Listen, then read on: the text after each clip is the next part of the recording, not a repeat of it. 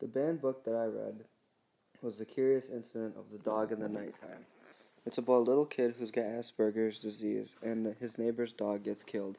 So he's the one trying to figure out who did this and why. This book was placed on America's 100 Most Banned Books list for the excessive use of swear words and using God's name in vain. It was 7 minutes after midnight. The dog was lying on the grass in the middle of the lawn in front of Miss Shear's house. Its eyes were closed. It looked as if it was running on its side, the way dogs run when they think they're chasing a cat in a dream. But the dog was not running or asleep. The dog was dead. There was a garden fork sticking out of the dog. The points of the fork must have gone all the way through the dog and into the ground, because the fork had not fallen over. I decided the dog was probably killed with the fork because I could not see any other wounds in the dog, and I did not think you would stick a garden fork into a dog after it had died for some other reason, like cancer, for example, or a road accident, but I could not be certain about this. I went through Miss Shear's gate, closing it behind me. I walked onto her lawn and knelt beside the dog. I put my hand on the muzzle of the dog. It was still warm. The dog was called Wellington. It belonged to Miss Shears, who was our friend.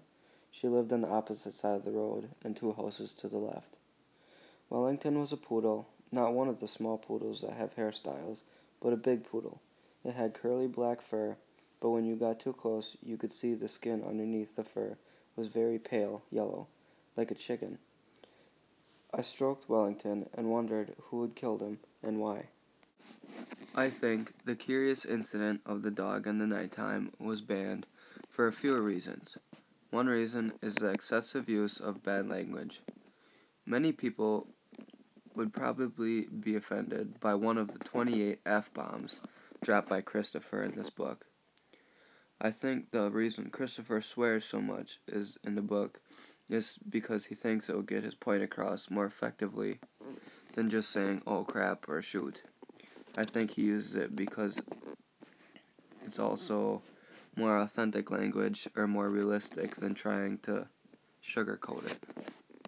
Another reason I think this book was banned is because the narrator is a 15-year-old boy with Asperger's disease.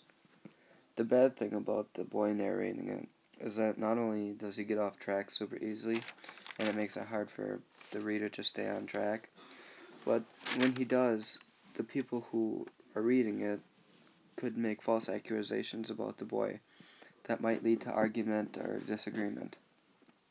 Also, people might judge the book just because of the fact that the boy who's narrating it has a type of disability. Another reason why the book, I think, was banned was because of the descriptive violence. Within the first 2 pages, Christopher described in detail the death of Miss Shear's poodle, with the garden fork sticking out of its side and the blood pouring out of the holes. Because of the inappropriate language, the narrator, and the gruesome scenes in this book, I can understand why some people might want this book banned, but what's really important to remember is the level of maturity and the age of the readers.